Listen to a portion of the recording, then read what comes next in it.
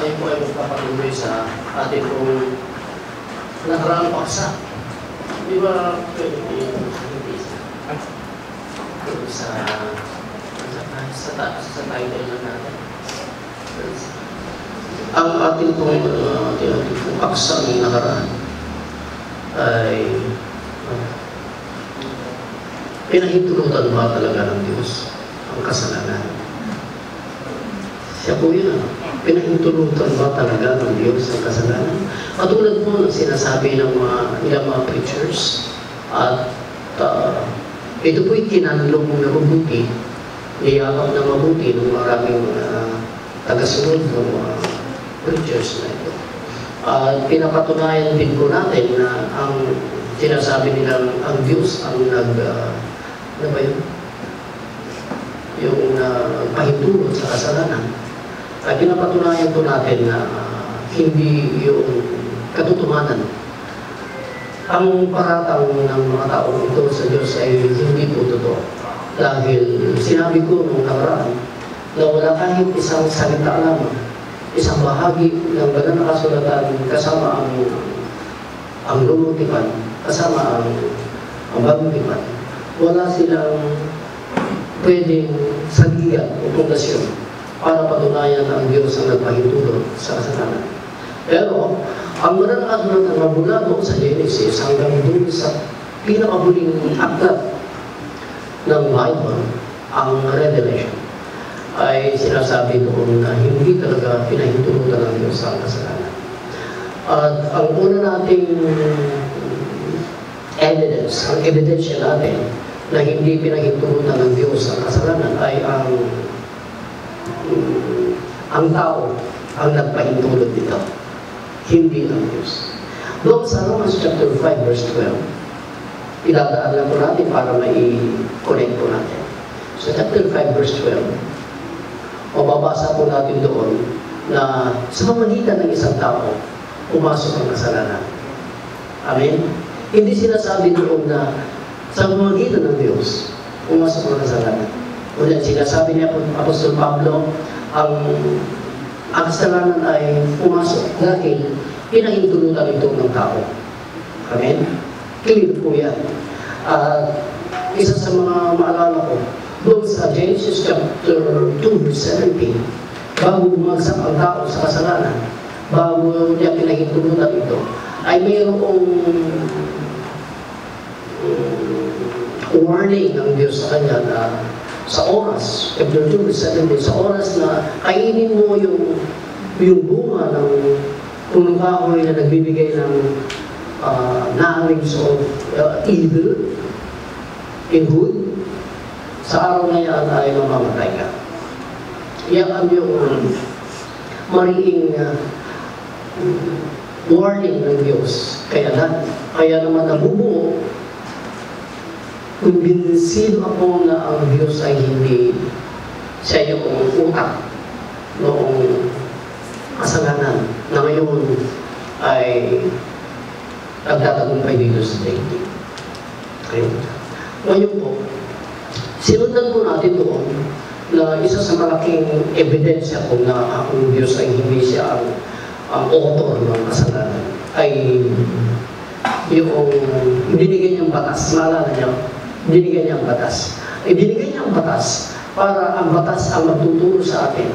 Ipapakilala niya kung ito ay kasalanan, iyan ay kasalanan, ang mayoon ay kasalanan. Ibinigay niya ang batas. Hindi papahirapan ang tao, kundi ito ay para makilala natin ang kasalanan. Sa chapter 7, verse 7, makikita natin na ibinigay ng Diyos ang batas para mapagtanto natin ang mga bagay na ating mga ginagawa ay kasalanan pala. At madalas, hindi lamang minsan ang ating mga ginagawa at ating mga iniisip, ang ating mga aksyon, ay hindi na natin mapagtanto na ito ay mga kasalanan pala.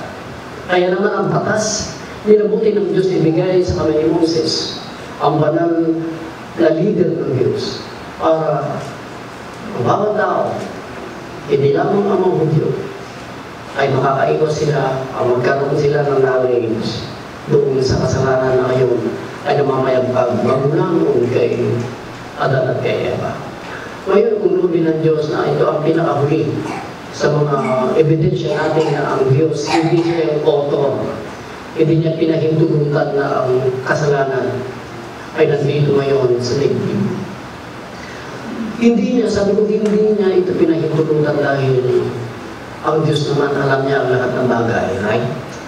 Ang mga nakalipas ay ano niya, doon, minsan hindi na natin alam. Hindi nabubura ang isip ng Diyos doon sa nakaraan. At sa kasalukuyan ay ang knowledge talaga ng Diyos ay nakalalaman niya ngayon. Hanggang patingga di pa nakamoy ng Diyos. Kinitis mo ay alam niya ang mga mangyayari. Hindi katulad natin na kahit anong husay natin, sa susunod na oras ay hindi natin alam ang mangyayari. Yung paglipat ng pinakamalaking kamay ng orasan ay hindi natin alam ang mangyayari. At sinasabi ko nga dahil alam niya ang lahat ng mga bagay na mangyayari sa hinaharap. Hindi niya pinayagan ang kasalanan. Dahil alam niya ang abilidad ng kasalanan. Alam niya kasi ang lahat. Alam niya ang kakayanan ng kasalanan. Kaya, pinipigilan niya ito. Ang utos niya doon kay Adan at kay Eva, ipinasa ni Adan kay Eva, ay sinyales na mayroong abilidad, kakayanan ang kasalanan, na hindi kailanman mapantayan ng tao. Hindi kayang subilin ng tao ang kakayanan ng kasalanan. Ang una nating nabibigyan ng pansin dito, doon sa ating paunahing aklat ng Romans chapter 5 verse 12. Sinasabi ni Apostol Pablo ang kakayanan ng kasalanan. Na hindi na ako napapansin dito ng tao. Ang kakayanan ng kasalanan ay alam ng Diyos.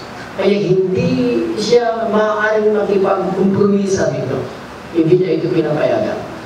Dahil alam niya na ang kakayanan ng kasalanan, kaya niyang patayin ang kaligtasan na nasa tao. Nakakamit na tayo ng kaligtasan after Christ. After Christ, na pinaniwalaan natin siya. Naisilan na yung kaligtasan ng namatay doon sa Garden ng Eden. At huwag tayo magpakasigurado dahil may kakayanan ng kasalanan, kaya niyang patayin ulit ito. Kaya ang kakayanan ng kasalanan na kayang patayin ang kaligtasan na nasa tao, isa ito sa aking patunay na hindi talaga tinayagan ng Diyos ng kasalanan ay papasok sa sanlibutan. Ulitin ko, kaya patayin ang kaligtasan ng tao. At ito yung sinasabi ng Apostol Pablo sa chapter 5 ng verse 12 ng Romans. Nandito ba yan? Okay? Wherefore as by one man, sin, inihayag ng Apostol Pablo, ang nagpahintulot niya na ay ang isang tao. Walang iba, ito si Adan. Entered into the world. Death by sin. Right? May kakayanan ang kasalanan na pumatay. Ito yung ayaw ng Diyos na nangyari. Dahil sinasabi niya sa Genesis chapter 2, verse 17, sa araw na kainin mo, mamamatay ka na. Nakakit alam naman ni Adan na nakasalalay lahat ito. Yung kasalanan na nakasalalay doon. Dahil may kakayanan ang kasalanan na mamatay siya. Yung salvation ay hindi binigyan ng pansin ng ating amang si Adan. Dahil may kakayanan ang kasalanan para patayin ang kaligtasan ng nasa tao.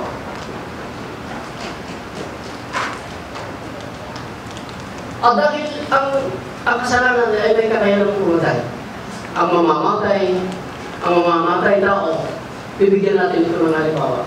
Ang mamamatay tao ay may katalinuhan. Ang mamamatay tao ay napakarami niyang mga paraan para sa katuparan ng kanyang nasa puso, kapatayin ng isang tao. Ano man ang kanyang dahilan, baka ito naman ay naiinggit sa isang tao, o di kaya ay nasaktan siya dahil doon sa tao.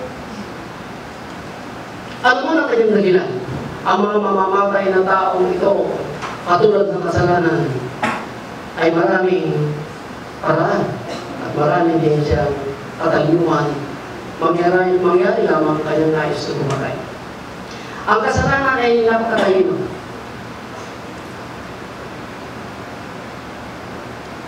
Ang kasalanan ay napakaraming mga paraan. Sinabi ng Apostol Pablo, yung batas na binigay ng Diyos ay Moses para makilala ang kasalanan. Ang ginawa ng kasalanan, ginamit niya yung batas para lalong patayin ang tao. Ang hindi ko naintindihan yung gusto. Dahil ito ang sinasabi ng Apostol Pablo. May katalinuhan, may kakayanan, may mga tinatawag nating tactical, may tactics po ang kanyang mga ginagawa. Nung ibinigay ng Diyos ang batas para makilala, chapter 7, verse 7 and 8, para makilala ang kasalanan na ito ay kasalanan, para hindi na siya makaiwas. Dahil mayroong napakaliwanag na batas na umiilaw doon sa mga kasalanan, na yan pala ay kasalanan. At magkakaroon tayo ng knowledge para maiwasan natin ito. Ang ginamit ng kasalanan ay ang batas para sabihin lalo ang tao, makasalanan ka, makasalanan ka. Ginamit ng makasalanan ng batas, let me read. Usay, no? Kaya tuloy, nasasabi ng mga tao sa Old Testament, nasasabi ng mga tao sa panahon ng mga apostol na ang Diyos binigyan ng batas para lalo tayo magkasala. Hindi. Kaya ang mga tao noon ay ang dami ng mga kasalanan, daming kasalanan. Dahil sinasabi na ito, nung wala pa ang kasalanan, malayang tao na gumagawa sa mga kabalututang ito at hindi binibilang na kasalanan. Dahil wala pa ang batas. Ngunit ngayon, pagdating ng batas, ay nakilala mo ang kasalanan. At malinaw na nakikita mo, ito pala ay mali sa harapan ng Diyos. Ngayon, at dahil ang kasalanan ay may katalinuhan at may paraan, ginamit niya ang batas para lalong idiin ang tao na wala siyang pag-asa habang siya nabibuhay. Let me read. Chapter 6. Try ko natin. Romans. Basahin mo natin. And yes, chapter 7, I'm so sorry. Ang sinasabi ni Pablo dito tungkol sa kasalanan ay verse 9. Ako'y nabubuhay. Minsan ako'y nabuhay na walang batas. So I was alive without law. Once. Nabuhay si Pablo. Wala na siyang sinusunod pang may pagkakataon talaga. May mahabang buhay. Panahon na si Pablo ay hindi siya concerned doon sa mga batas. But I was alive without the law. Once. But when the commandments came, pero nung dumating na mga utos, nabuhay ang kasalanan. At ako'y namatay. Napakalalim yung salita ni Apostol Pablo. Sin revived, muli na buhay ang kasalanan. And I died. And the commandment, which was ordained to life. Dahil ang batas, ibinigay ng Diyos para mabuhay ang tao na oras. Para maiwasan ang mga kasalanan. Ang sinasabi ng Apostol Pablo, and the commandment, which was ordained to life. Nasumpungan ko na yung mga utos na yun na nagbibigay buhay, nasumpungan ko, ito parang aking ikamamatay. Verse 11, for sin. Bakit ganun? Sapagkat ang kasalanan, taking occasion by the commandment, visit me, and I eat, is glory. Ang muna sa'yo, ang kasalanan, pagkaroon siya ng pagkakataon doon sa batas, ginamit niya ito para patayin niya ako at linlagin niya ako. Dahil sinasabi na ng batas, kasalanan niya, makasalanan niya. Kasalanan niya, kasalanan ka. At ang kasalanan naman ay ito, ang kanyang sinisiksik sa ating isip, hindi ka na mabubuhay pa. Patay ka na dahil sa batas na yan. Ang batas na yan ang dahilan kung bakit ka namatay. Pero hindi totoo ang sinasabi ni Apostol Pablo. Hindi ang dahilan ng aking kamatayan. Bagamat kung ito man ang nasa isip ng mga Hudyo noon, kung ito man ang mga naisip ng mga Hudyo sa panahon ng mga apostol, hindi yan totoo na ang batas ang pumatay sa tao. Hindi, ang sinasabi niya rito ay foreseeing, taking occasion by the commandment, deceiving, and by it is holy. Verse 12, ang batas, wherefore the law is holy, and the commandment is holy, and just and good. Holy ang mga batas, right ang mga batas, mabuti ang mga batas. Ang tanong ni Apostol Pablo ay, was there? Was there that what is good made death unto me? Ang mga mabubuti kong bagay na yan, ang batas, na ibinigay sa akin ng Diyos, sa mga Hudyo, yan ba ang pumatay sa akin? Ang sinasabi niya ay, ang kasalanan ay nakikita. Agbarbarang na baso, itibaso. That is my appeal sin. Working death in me, that which is good. That sin by the commandment might become exceeding sinful. Sa pamamagitan ng batas, lalong ipinapakita ng batas na talagang makasalanan ako. Yun lang naman, brethren. Nagsasabi yung batas kung anong antas ang kasalanan mo na. Hindi ang batas naman ang dahilan kung bakit ka namatay. For we know that the law is spiritual, bataya mang karnal. Ako ay ibininta sa kasalanan. Sa kasalanan, nalulog ang tao, katulad ni Apostol Pablo. For sin, verse 11, taking occasion by the commandment, designing and by it is ruling. Ginagamit na noong batas o ng kasalanan ng batas para ilulog ka lamang doon.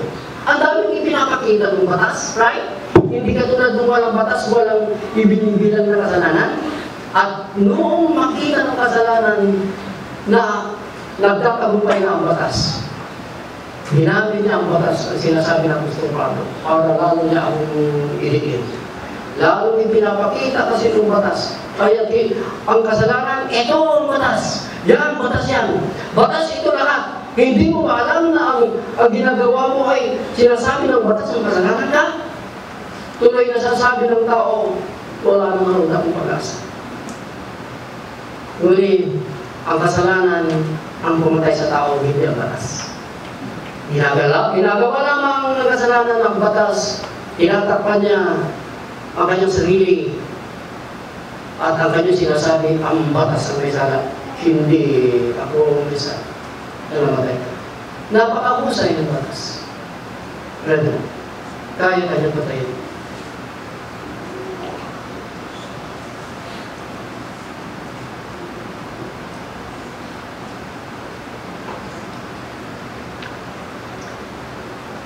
Tignan natin sa chapter 5, verse 12 ulit. Balik po tayo. Tignan niyo ang kanyang mga kakayanan, brethren. Kaya nga kung bisita ako, hindi pinayagan ng Diyos sa kasalanan para pumasok dito. Ang tao ang may nais ito. Amen. Verse 12, wherefore as by one man sin entered into the world, death by sin. Yun yung kanyang kakayanan na ipinapakita ng Apostol Pablo. Ipinakita sa verse 12 kung paano pumasok ang kasalanan, hindi ang Diyos ang naging ito ni ang tao. Pagkatapos nito ay ang kakayanan ng kasalanan, death by sin. And so death passed upon all men. Ano yung pastor? Ang kasalanan ng kanyang kakayanan, transferable ang kasalanan. Nalipat-lipat ang kasalanan. Magmula kay Adan, dumaan kay Eva, sa kanilang anak na si Cain at sa si Abel, at ang kanyang mga anak, lahat ng tao, naranasan na niyang namatay. dahil sa kasalanan. Ano pinapakita ng Apostol Pablo? Napakahusay. Mayroon siya kakayanan. Dahil lipat-lipat ito sa tao. Kaya lahat bago isinilang ang isang tao, bago maisilang ang isang tao, may dala na siyang kasalanan. At ibinibilang na ng Diyos na hindi na siya matuwid. Hiwalay na siya sa Diyos, wala na siyang kaligtasan. Ganyan ang kanyang kakayanan na isasalin ko ito sa tao. Let me read, brother, mga kapatid, yung bagay na ito.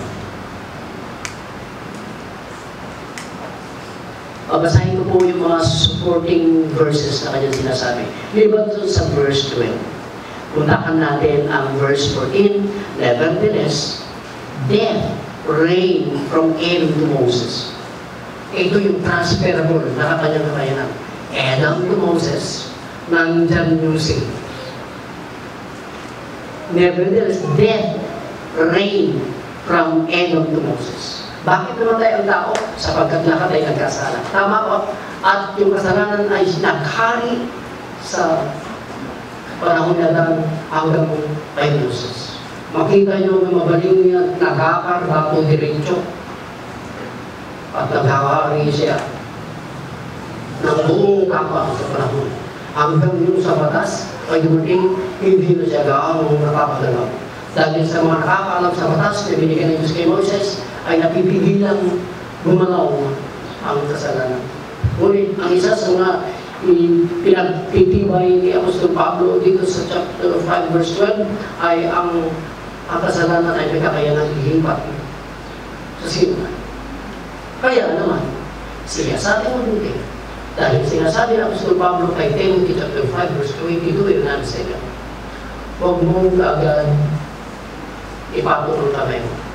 Huwag kang makibahagi sa kasalanan ng mga iba. Dahil ang kasalanan ng iba ay maaaring malipat sa iyo. Dahil doon sa pagsakayan. Sinasabi ni Santiago, ang tunay na religion na gustong-gusto ng Diyos ay ang letter. Para lang, tignan nyo ang kanyang ang kasalanan ay lumilipat. Sinasabi po dito ni Santiago sa chapter 1 verse 27, pure religion and undefiled.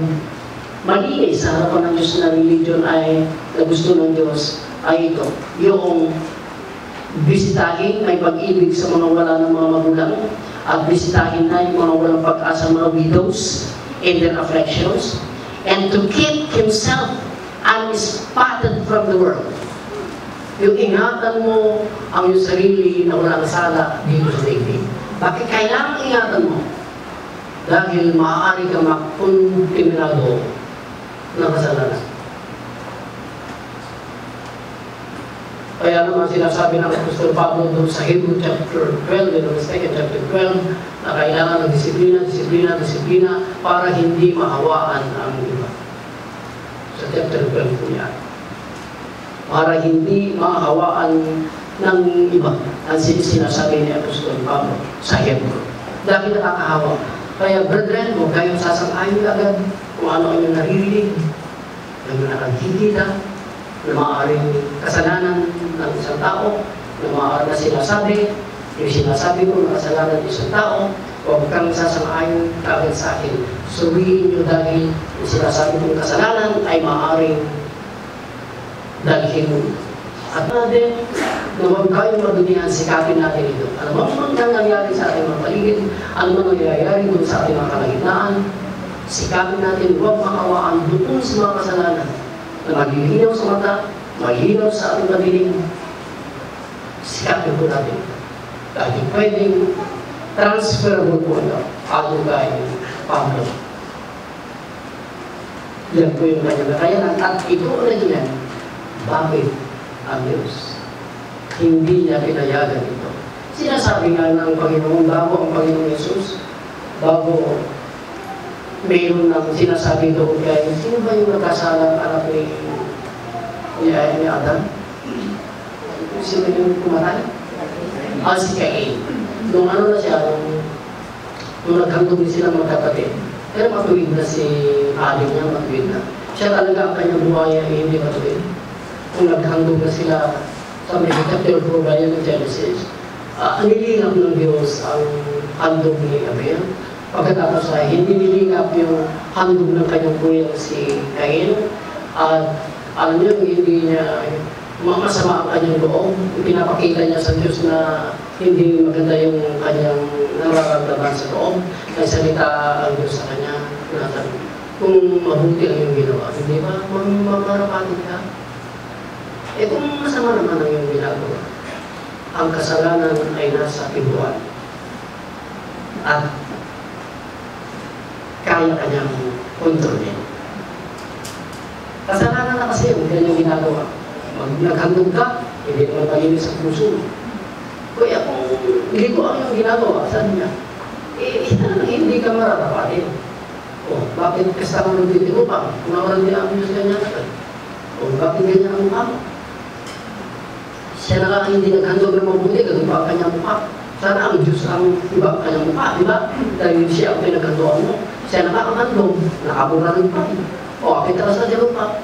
Mabuti ang ginagawa mo, di mamarapatin ka. Dahil ligo naman ang yung ginagawa, hindi ka tatanggapin. At ang kasalanan ay nasa pintuan. Meaning to say, agdan hindi panang ituray kanyang hindi pasok. Kaya kanyang i-distort.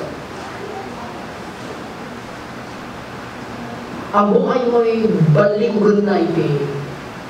Malibon din na saya at higa na diabetes. Unang niya ako Isus kanya na iti John chapter 8, verse 10 to 4. Ang sino mo nagkakasala ay alipin ng kasalanan.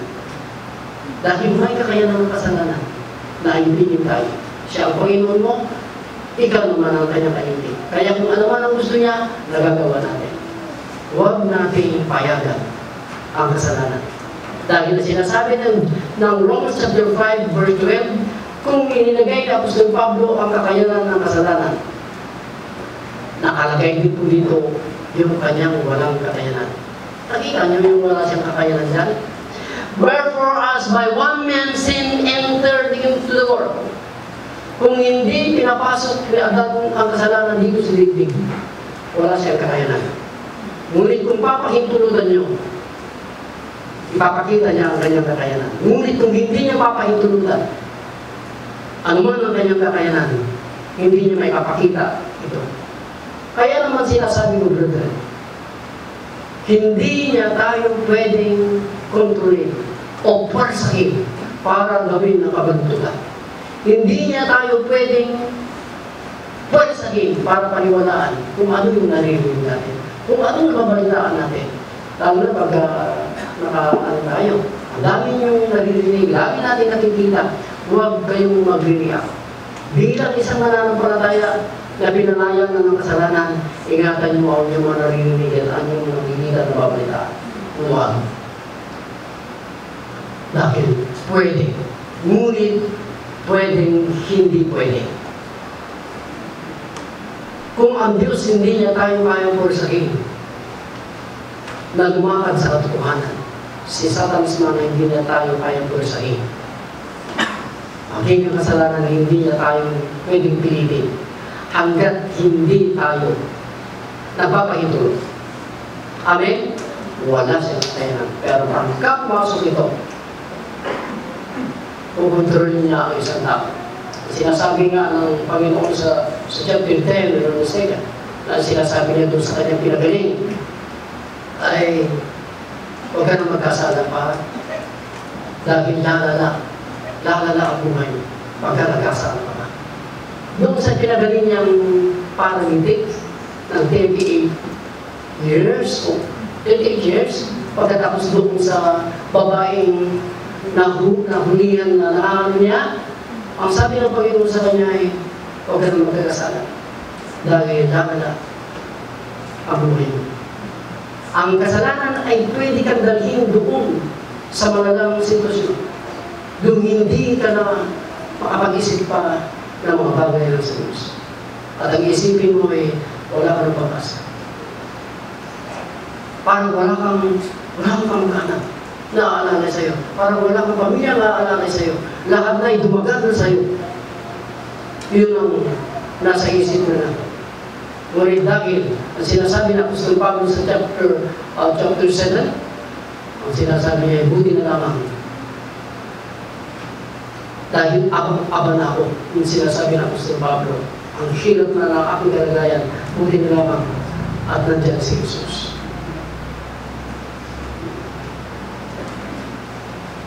Chapter 7, tingnan natin. Let me read. 24. Pagkatapos banggitin yung labis na, sa chapter 7, pagkatapos banggitin ni Apostol Pablo ang labis na kapanginan ng kasalanan sa kanyang buhay noon nung wala pa siya kay Kristo Jesus, kung saan siya nalulubog. Kung hindi niyo pa alam ang buhay ni Apostol Pablo bago ang kanyang conversion doon sa Damasco, doon sa Syria.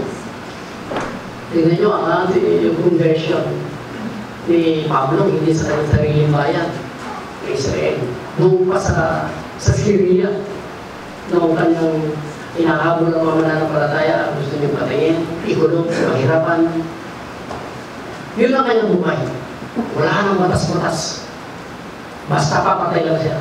Ngunit nung pagtanto niya ito, at taas at pahigaya ng tao.